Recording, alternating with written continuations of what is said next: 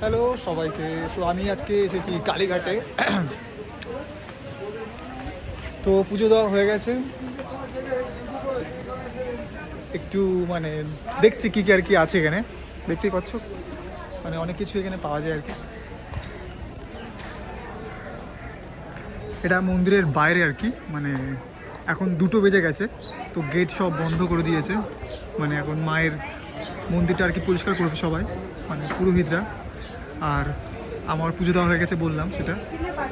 আমরা এসেছিলাম 1টার দিকে, মা, দাদা, বৌদি, ভাইপো এবং আমি। তো পুজো দেওয়া হয়ে গেছে এখন। আর এই হচ্ছে 5 নম্বর গেট।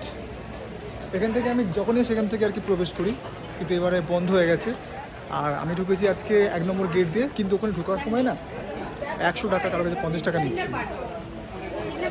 বুঝতে পারছি না নিচ্ছে কেন টাকাগুলো আর কি, মানে সবার কাছ থেকে আর কি নিচ্ছে 50 টাকা 100 টাকা প্রবেশ করার জন্য আর কি মন্দিরের মধ্যে। কেন করে আমি এটা প্রথম দেখলাম আর কি, মানে এরকম কোনো দিন আর কি হয়নি আমার সাথে বিশেষ করে। তো কেন হলো আমার সাথে আজকে এরকম আমি জানি না। আজকে ভীষণ রোদ, ভীষণ রোদ, মায়ের মন্দির দেখা যাচ্ছে না এখন এখান থেকে।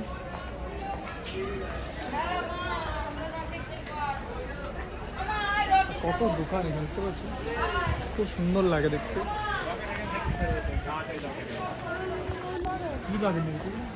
মা বসে আছে, আমার মা কি পড়েছি এত বড় টিপ।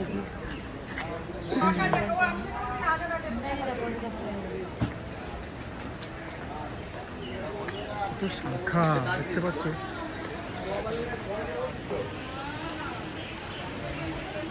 হ্যাঁ আসছি।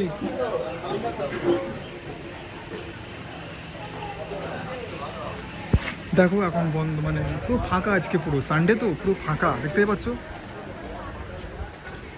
পুরো ফাঁকা।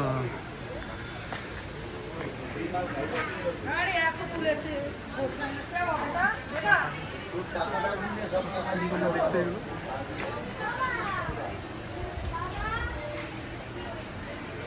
আর আমি এখান থেকে যাবো আর কি, আসার সময় অটো করে এসেছিলাম, কিন্তু যাওয়ার সময় যাবো হচ্ছে আমি এই রাস্তা দিয়ে।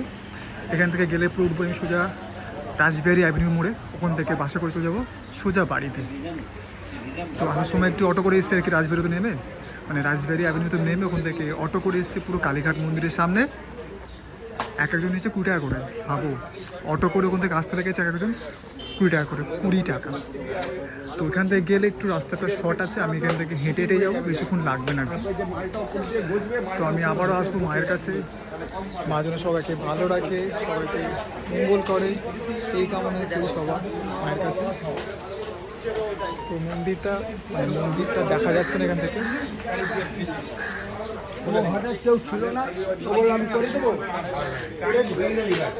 আজকে ভীষণ গরম, ভীষণ গরম পড়ছে।